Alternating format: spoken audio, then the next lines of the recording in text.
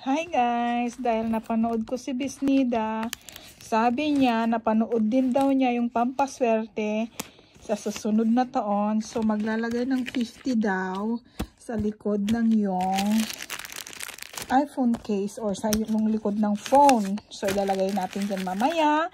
And then 168 daw. 2, 4, 6, 8, 10.